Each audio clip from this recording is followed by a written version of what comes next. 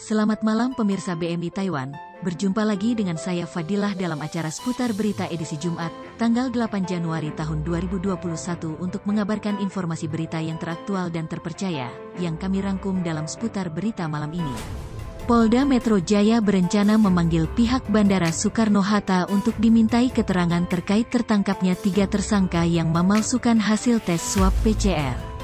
Bila tidak diusut tuntas, hal ini bisa berdampak ke seluruh Indonesia, bahkan jadi kacau masalah menangani virus COVID-19. Pasalnya hasil tes swab PCR ternyata bisa dipalsukan oleh oknum nakal yang tidak bertanggung jawab.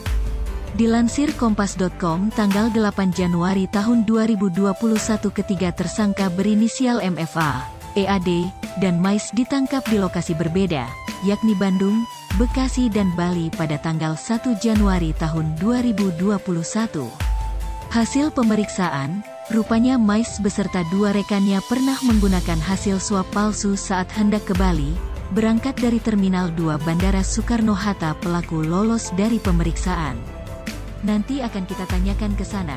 Nanti kita akan koordinasi dengan Bandara Soekarno-Hatta, ujar Kabid Humas Polda Metro Jaya, Kombes Pol Yusri Yunus, Kamis tanggal 6 Januari tahun 2021. Yusri tak menyebutkan jadwal pemanggilan pihak Bandara Soekarno-Hatta. Namun ia hanya memastikan proses pemeriksaan akan segera dilakukan.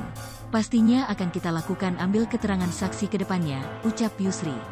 Sebelumnya, Yusri membeberkan pelaku hanya membutuhkan KTP konsumen untuk memalsukan dokumen. Lalu, mereka memasukkan identitas konsumen secara lengkap ke dalam dokumen yang akan dipalsukan. Setelah beres, konsumen mendapat surat hasil swab PCR palsu tersebut dalam bentuk PDF. Para tersangka berani melakukan pemalsuan setelah Mais lolos menggunakan dokumen palsu saat hendak ke Bali dari Bandara Soekarno-Hatta, Tangerang. Pada tanggal 23 Desember Mais akan berangkat ke Bali bertiga bersama temannya.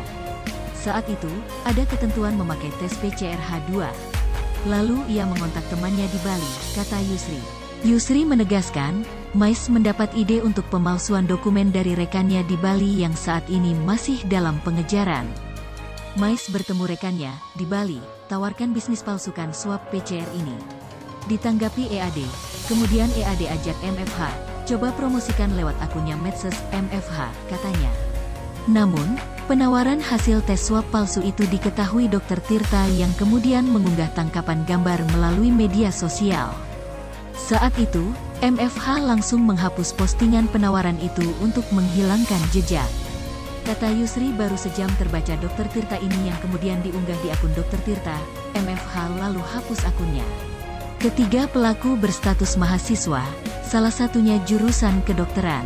Yusri menjelaskan, ada 2 konsumen yang tertarik pada penawaran surah tes swab PCR palsu yang dibuat tersangka.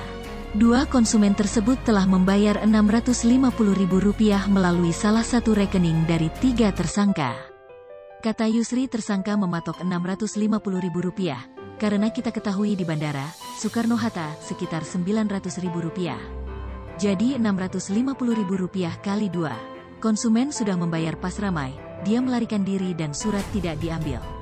Demikian informasi pada hari ini BMI Taiwan, saya Fadilah melaporkan.